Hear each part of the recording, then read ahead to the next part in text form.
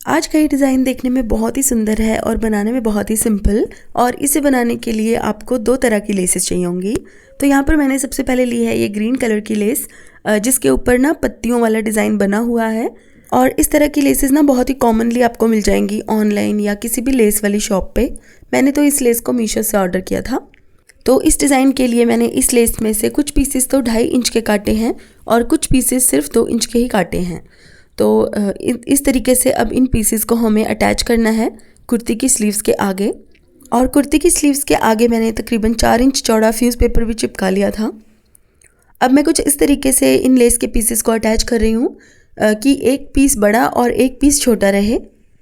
ये देखिए, लेस के इन पीसेस के बीच में मैंने 1.5 इंच का गैप रखा है और सभी पीसेस को बिल्कुल सेंटर में डबल सिलाई लगा के मैंने अटैच कर लिया है। तो देखिए, कुछ इस तरीके से मैंने यहाँ पर सिलाई लगाई है। तो इस तरह से लेसेस के पीसेस अटैच करने के बाद हमें इसके ऊपर फ्लावर वाली लेस अटैच करनी है। तो ये लेस भी बहुत ही ज़्यादा कॉमन है और हर कलर में आपको मिल जाएगी।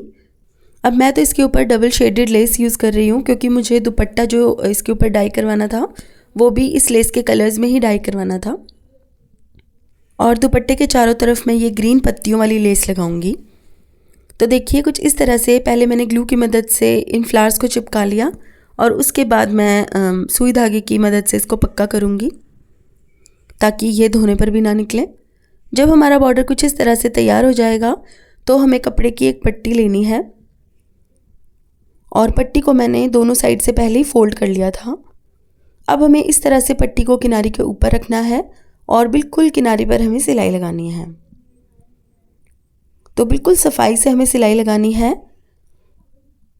ये देखिए। और सिलाई लगाने के बाद हम इसको फोल्ड कर देंगे पिछली तरफ।